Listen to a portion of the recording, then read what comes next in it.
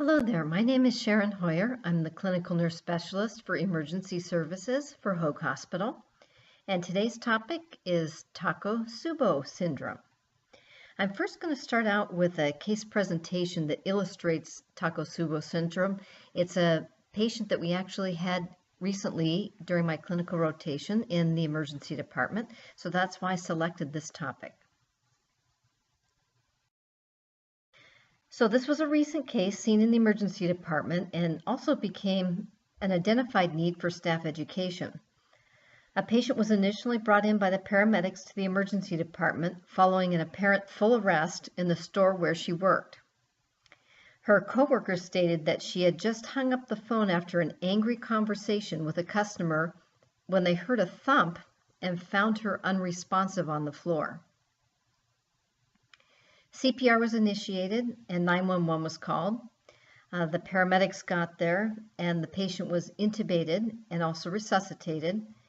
And the initial EKG revealed marked ST elevation in the anterior leads. She had a blood pressure of 60 systolic, was bradycardic, and she remained unconscious. This patient also had a history of 2 previous MIs with cardiac stenting. So once into the emergency room, she was given a heparin bolus and then transferred to the cardiac cath lab for coronary intervention.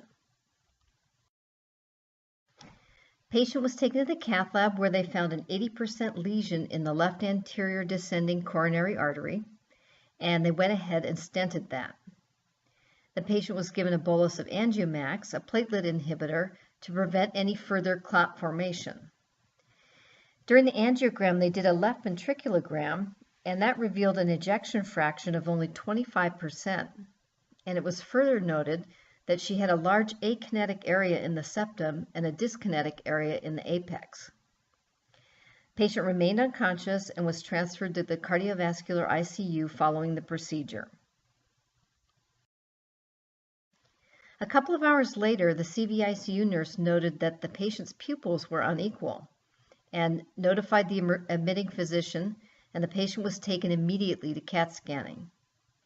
A diffuse subarachnoid hemorrhage with sentinel hemorrhage from a basilar apex aneurysm was identified on the scan.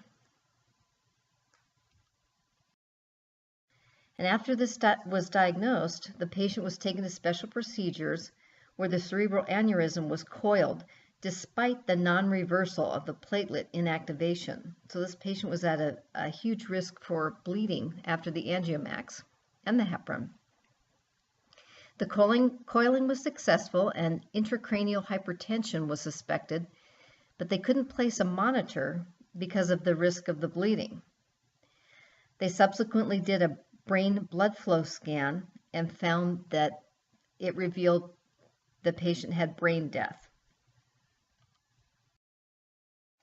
So in evaluating what happened in this case and how all the facts fit together as a whole, the question became, what happened first? The myocardial infarction or the ruptured cerebral aneurysm? And the diagnosis came as Tako-tsubo syndrome, is also known as broken heart syndrome. It's a myocardial infarction mimic secondary to subarachnoid hemorrhage and also can happen after a stressful event.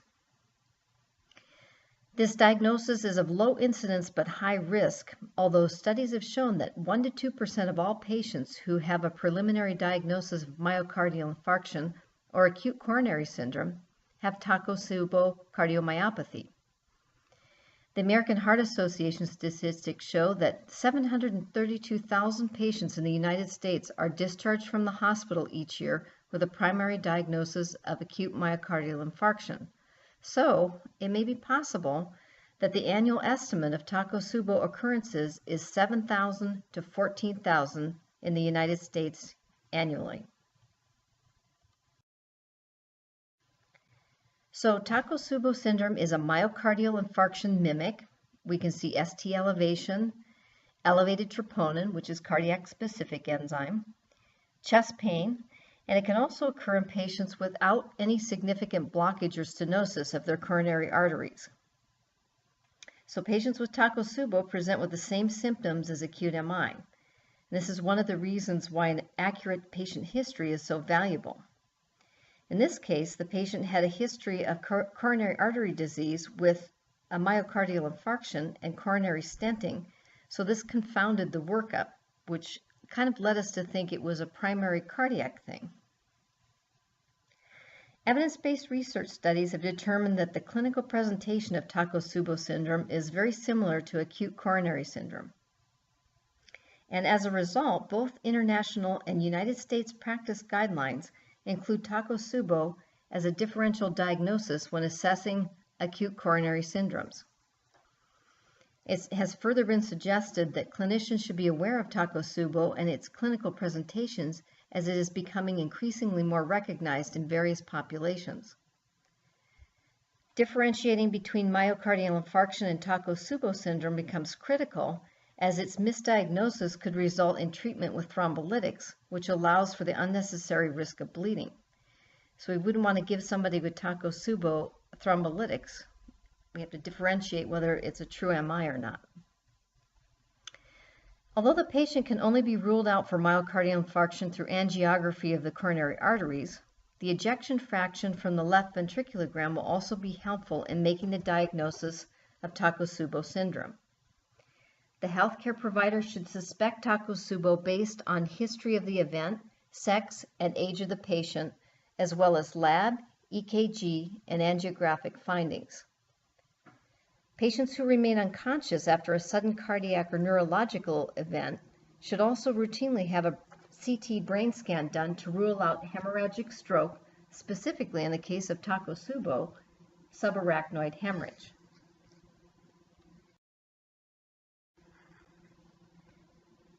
So here's showing you what the baseline of a normal EKG tracing looks like. In the acute stage, this lasts only a few hours. So this ST elevation and there's a fairly short QT interval. The stage can last days and with the QT segment prolongation and large, deep, negative T waves. So you can see that in that picture. And then stage 3 is a recovery stage, where a flipped T wave persists for days to weeks, but the QT interval is again normal.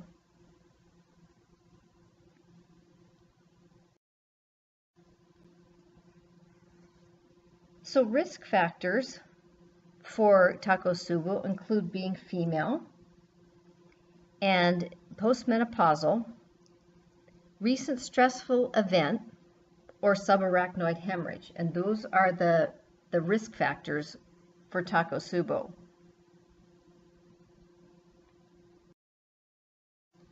The etiology of Tako-tsubo syndrome originates from either mental or physical stress or the occurrence of a subarachnoid hemorrhage.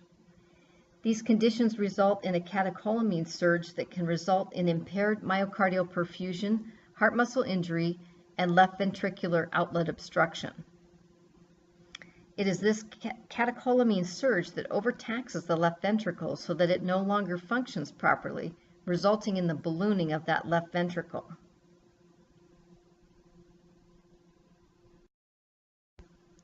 The pathophysiology of Tako-tsubo occurs with the huge release of the catecholamines. Catecholamines are the sympathomimetic hormones epinephrine and norepinephrine, which are released by the adrenal glands in response to stress. In the case of subarachnoid hemorrhage, there is a disturbance of the hypothalamus and pituitary gland that increases sympathetic tone, causing adrenal stimulation and the release of ACTH, the adrenocorticotropic hormone, that in turn releases the catecholamines epinephrine and norepinephrine. Tako-tsubo is named for the shape of the Japanese pot that is used to catch an octopus, and its shape resembles that of the apical ballooning of the left ventricle. So here's an example on a left ventriculogram in a patient with Tako-tsubo, and you can see the outline of that Tako-tsubo shape.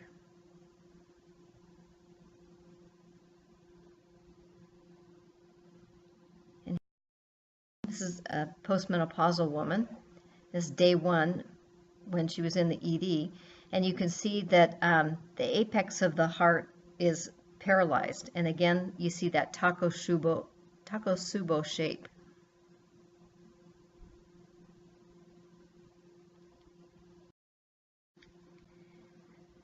So in addition to the previously listed symptoms, CAT scans should be done, especially in the unconscious patient, to evaluate for subarachnoid hemorrhage, and the definitive diagnosis between acute MI and Tako tsubo can only be made by cardiac catheterization and doing that angiogram. Again, the patient history is key in helping with determining differential diagnoses, and the patient history is 90% of the diagnosis.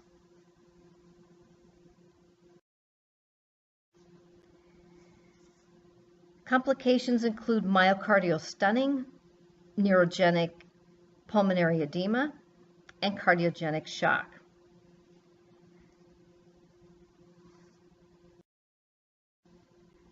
The prognosis for Tako tsubo is transient, with most patients recovering with a return of complete left ventricular function within 6 weeks of the onset.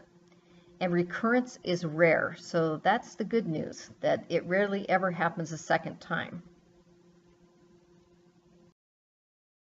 So considerations for the patient and the family: we want to explain the cause of the condition and what the contributing factors are. This helps the family understand what's happening. The treatment is supportive, and a high percentage of the patients do very well. They recover usually over a few days, with a full recovery over a few weeks. And again, the recurrence is extremely rare. When the patient has a subarachnoid hemorrhage, the outcome may be less favorable in some of those cases. In a cartoon that kind of just an overview of how the whole process works. So you have your Tako tsubo, calm, happy octopus. That's the patient. Want to leave it in there. Octopus is resting. We don't want to irk the octopus here. But if there's a big event, if there's a lot of stressful event, or subarachnoid hemorrhage, this starts the whole process off here. So the target is that sympathetic nervous system, and those catecholamines are released and start attacking the left ventricle.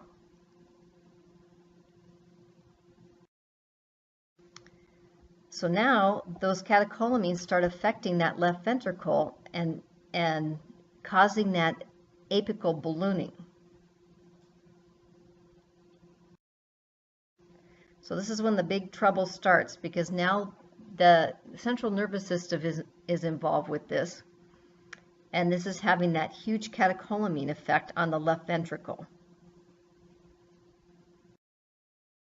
So the CNS gets stressed with all those catecholamines released, and this is what happens when there's stress, anger, pain, or trauma.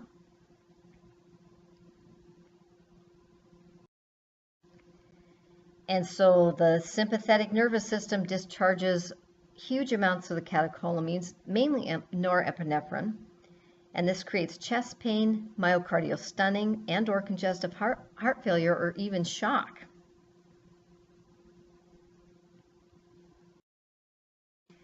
So the conclusion is to leave your octopus in its Tako tsubo, remain calm, and hopefully this will never happen.